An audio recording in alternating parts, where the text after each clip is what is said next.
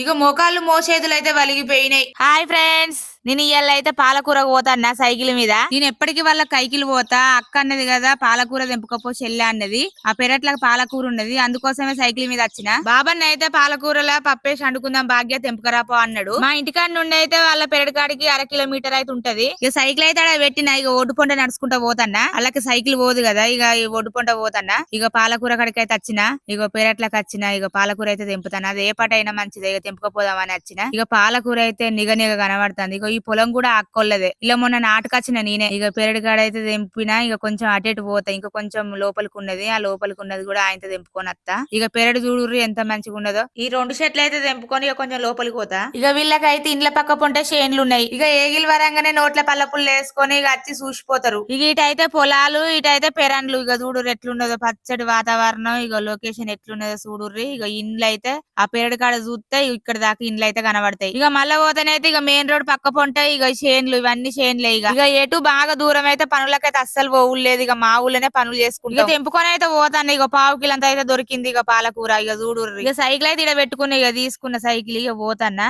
ఇక రోడ్ మొక్కన అయితే దొబ్బుకుంటా పోతా. ఆడదాకా దొబ్బుకుంటా పోయి ఇక మెయిన్ రోడ్ కి పోయినాక సైకిల్ దొక్కుతా. ఇక నేనైతే సాన్ రోజులు అయితే సైకిల్ దొక్కక. ఎప్పుడో 7వ తరగతిలో ఉన్నప్పుడు దొక్కిన సైకిల్. ఇక మళ్ళీ ఇప్పుడు దొక్కుతాన్నా. సైకిల్ అయితే మా దోస్తు నేర్పింది. ఇక మోకాళ్ళు మోచేతులు అయితే వలిగిపోయినాయి. ఇక నేనైతే ఇంటికి వచ్చిన. ఇక ఈ పాలకూరలు అయితే పప్పేసి వండుకొని తినాలి. నాకైతే మస్తు ఆకలి అవుతుంది. ఇక ఉంటా, బాయ్ ఫ్రెండ్స్.